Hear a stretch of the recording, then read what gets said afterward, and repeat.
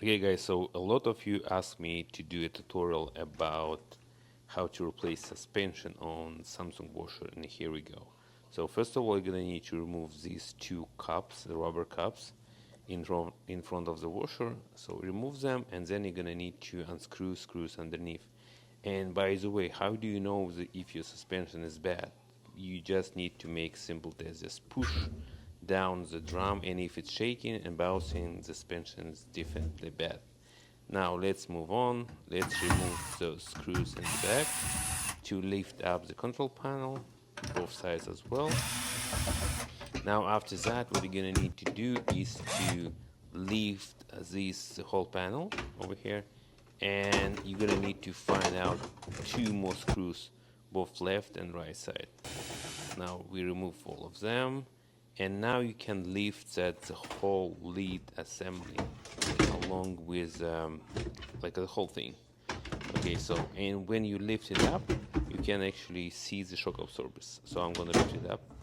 Here we go. I see that pink kind of cup.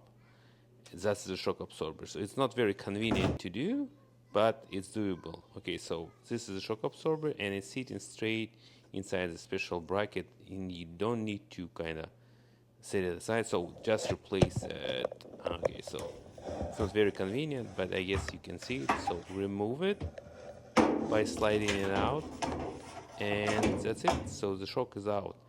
Now what you're gonna need to do, so we replace it with Whirlpool suspension because it's much cheaper, but you're gonna need to do some modification. So first of all, you're gonna need to remove this blue cap because you don't need it basically. But what you need is that white cap over here because it's gonna be hanging on it. Okay, so now you put that new shock absorbers inside the slot, and then just set it into that metal bracket.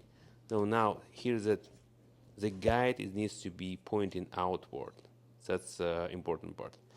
Now you're gonna need to replace four of them. So back shock absorbers might be more trickier, but anyway, it's gonna be just fine. Just replace four of them.